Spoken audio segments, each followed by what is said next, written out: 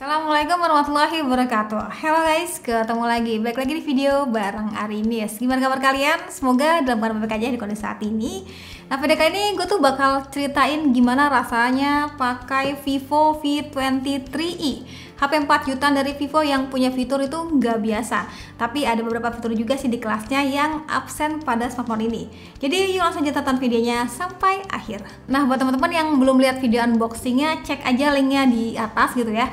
Di situ gue info dari mulai isi boxnya dan juga fitur-fitur inti daripada Vivo V23 ini tuh apa aja. Nah, video kali itu lebih ke apa ya, rasa dan juga sensasi lah pada saat penggunaan harian tuh kayak gimana. Untuk urusan performanya, Vivo V23 ini tuh kan menggunakan CPU MediaTek Helio G96 yang hitungannya tuh masih baru, masih fresh, tapi selang seminggu gitu ya. Rasanya CPU ini tuh cukup banyak digunain di smartphone lain pada umumnya. Untuk hariannya, gue ngerasa performa daripada Vivo V23 ini tuh udah oke banget ya untuk kebutuhan chatting, komunikasi, nonton, dan kemarin pun gue pakai untuk kebutuhan editing video pendek ya, buat kebutuhan sosial media gitu.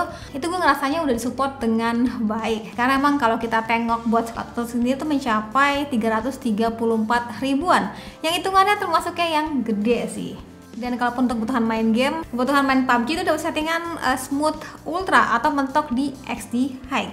Dengan mode defaultnya ataupun balance mode itu durasi pemakaian 30 menit, daya tahan baterai berkurang di 8%-an. Kalau mau lebih awet lagi bisa juga aktifin saver mode-nya, itu bisa lebih hemat baterai setengahnya ya teman-teman, dengan konfigurasi performanya yang lebih rendah. Dan sebenarnya kalau mau lebih powerful lagi bisa juga aktifin performance mode-nya.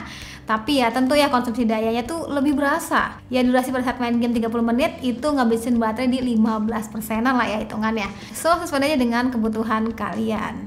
So far yang gue rasain sih untuk kebutuhan hariannya, multitaskingnya udah cukup smooth ya. Mungkin juga pengaruh daripada RAM 8GB plus 4GB extended RAM ya.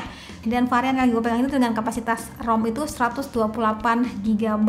Yang termasuknya udah puas lah ya, misalkan untuk kebutuhan jangka waktu panjang kayak buat naruh berbagai file foto video ataupun install berbagai aplikasi, itu ya udah puas banget dengan cara memori sebesar 128GB nya. Nah, buat kebutuhan tadi yang gue sebutin ya, baterai 4050 mAh itu awalnya gue ngerasa kecil banget ya, 4000 doang nih di zaman sekarang gitu kan ya. Ternyata dalam penggunaan hariannya gue salut sih guys, itu tuh termasuknya yang awet ya, bisa bertahan seharian gitu, bahkan bisa tembus di angka 27 jam. Padahal penggunaannya termasuknya yang intens ya. Dan buat kebutuhan ngecasnya gue happy banget sudah dikasih 44 watt flash charge, yang mana gue tinggal ngecas 25 menit sambil beberes gitu ya. Itu udah dapet di sekitar 45%-an. Wah, dan bila hingga full itu kurang lebih membutuhkan waktu sekitar 1 jaman lebih dikit nih. Dalam penggunaan hariannya gue ngerasa HP ini tuh termasuknya yang desainnya elegan dan juga mewah nih teman-teman ya. Perpaduan warnanya tuh nggak nanggung, finishingnya tuh udah cakep lah hitungannya. Yup, finishing daripada material satin edgy glassnya ini tuh jarang ninggal sidik jari ya teman-teman. Gue ngerasa sensasi saat ngenggamnya itu ya nyaman aja, meski agak terasa cukup lebar ya dengan finishing flatnya ini. Kalau dibikin 3D mungkin akan lebih tergapai gitu ya, padahal hitungannya terbilangnya cukup mungil nih guys, layarnya kan 6,4 inch gitu. Dan buat resolusi layar sendiri tuh udah Full HD Plus ya, yang udah dikasih layar AMOLED, yang gue ngerasanya pada saat kebutuhan nonton udah asik ya. Paling model notch-nya aja nih yang buat beberapa orang itu rasanya lebih prefer ke model punch hole. Dan ngomongin soal nonton, pastinya nggak jauh-jauh juga daripada bagian speakernya ya. Sayangnya pada Vivo V23 ini tuh speakernya masih jomblo ya teman-teman. Dan buat refresh rate layarnya pun sebenarnya masih standar aja di 60Hz ya. Gue yakin sih kedepannya Vivo bisa lah ya ngasih fitur-fitur kayak gitu, bisa lah. Tapi tenang aja, buat fitur NFC multifunctionnya kita udah bisa nikmatin kok. Dan kemarin tuh kepake banget sih pada saat gue tuh mau keluar tol, flashnya habis gitu, saldonya tinggal tap aja pada smartphone ini, isi pakai M-Banking, selesai. Simple banget dengan adanya si fitur NFC multifunction itu. Buat kamera sendiri gue ngerasanya emang Serif ini tuh kayak serius gitu ya, ngasih inovasi di sektor kameranya ini. Ya gimana enggak, biasanya kan resolusi besar 50 megapiksel itu bisa kita nikmatin di kamera belakang. Tapi pada Vivo V23 ini itu kita bisa nikmatin pada kamera depannya dong. Gak habis pikir saya mah ya. Tapi yang jelas Vivo sendiri itu namanya 50 megapiksel AF Night Portrait Camera. Udah dikasih fitur eye autofocus juga yang buat hasilnya tuh lebih fokus dan tentu lebih tajam ya bila dibandingkan dengan resolusi yang biasanya.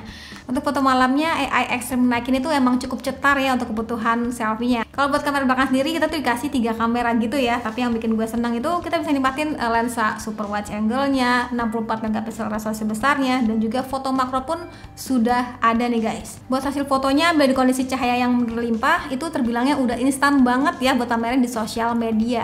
Warna dan juga dynamic range-nya terbilangnya sudah oke nih guys buat di kelasnya. Paling gue ngerasa pas baru buka menu kamera gitu ya, terkadang suka over gitu cahaya ataupun warnanya. Semoga aja yang kayak gini-gini tuh diperbaiki di update software selanjutnya.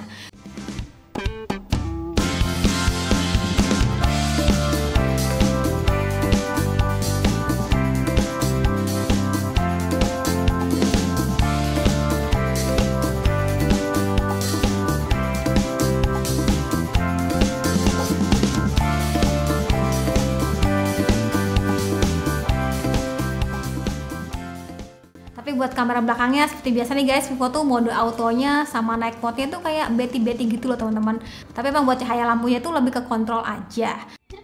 Nyobain perekaman kamera yang belakangnya Vivo V23e. Jadi ini tuh gue pakai lensa ultra wide dan happy-nya itu bisa kita aktifin juga ultra stable-nya. Jadi harusnya bakal lebih stabil misalkan tanpa menggunakan ultra stable video.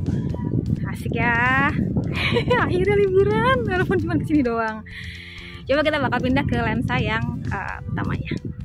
Nah, kalau ini menggunakan lensa yang utamanya, kelihatan ya perbedaannya. Tadi kan lebih luas gitu, dan kalau di lensa utamanya ini kita tuh bisa zoom gitu ya, set. Nah, ini 2 kali zoom ataupun bisa manual hingga 10 kali. Oke, ini 3 kali zoom. Kita balik lagi ke lensa utamanya, bakal kayak gini.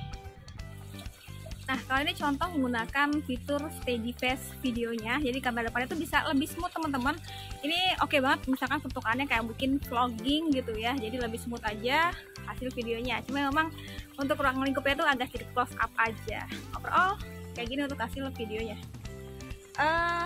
Lumayan cukup keteteran untuk bagian awannya di gue, tapi sisanya sih sudah oke banget, stabil sebilangnya. Oke, kalau ini adalah contoh untuk rekaman menggunakan dual view videonya. Jadi kita tuh bisa merekam kamera belakang dan kamera depan secara sekaligus ya. Ini cocok lah buat teman-teman yang mungkin pengen nge-vlog tapi ribet ngedit gitu ya, pengen langsung instan di-upload ya, bisa banget. Jadi bisa nunjukin di belakang dan juga di depannya sekaligus. Oke, jadi cuman akhirnya so far gue nyaman ya pakai Vivo V23 ini. Terbilangnya udah cukup lengkap lah fitur-fitur khas seri V dengan harga yang cukup terjangkau. Iya, kalau kita bandingkan dengan seri V seperti biasanya ya, dari mulai performanya yang udah nyaman, pengisian daya yang cepat, baterai cukup awet, dan juga fitur kamera yang cukup beragam. Paling ya itu kalau mau lebih kekinian lagi gitu ya, besok-besok bisa lah dikasih dual speaker gitu, ataupun refresh rate nggak standar di 60 Hz aja. Dan mungkin model poni kali ya, kalau pakai pancol kan kayak seri flagshipnya lebih kekinian aja gitu. Sama update software, itu penting banget sih. Ya udah, sekian dari gue, terima kasih sudah nonton sampai video. Jangan lupa like videonya, jangan lupa juga subscribe juga channelnya, dan sampai ketemu lagi di video selanjutnya. Sekian dari gue lagi, dan Setia bilang see you, bye bye.